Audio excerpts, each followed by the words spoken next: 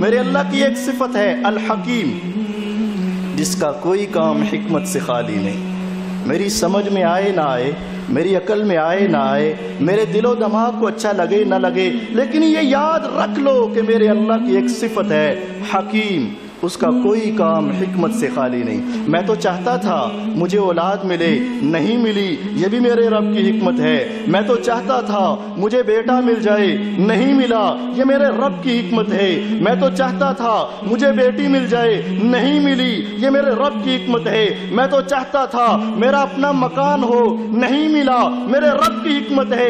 میں تو چاہتا تھا میری اپنی گاڑیاں ہو، نہیں ملی، یہ میرے رب کی حکمت ہے۔ میں تو چاہتا تھا میرے پاس مال و دولت کی فراوانی ہو، اگر نہیں ملی تو سمجھ لو یہ میرے رب کی حکمت ہے۔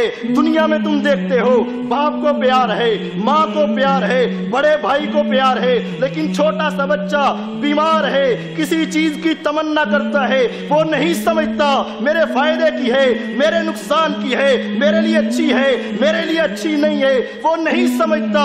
باپ کو پتا ہے، ماں کو پتا ہے، بڑے کو پتا ہے، وہ نہیں دیتا۔ نہ دینے میں حکمت ہے، اگر دی جائے گی تو نقصان ہوگا۔ یاد رکھو میری ساری تمنا ایک طرف، جب میرے اللہ کو منظور نہیں ہے تو اس میں میرے رب کی حکمت ہے۔ اگر یہ بات مجھے سمجھ آ جائے، کبھی اللہ پہ شکوے نہ کروں، کبھی شکایتیں نہ کروں، کبھی نہ سوچوں میرے پاس یہ نہیں، میرے پاس وہ نہیں، اس کو ملا، اس کو ملا، اس کو ملا، مجھے کیوں نہیں ملا، یہ سمجھ لے کہ ہر کام میں میرے رب کی حکمت ہے۔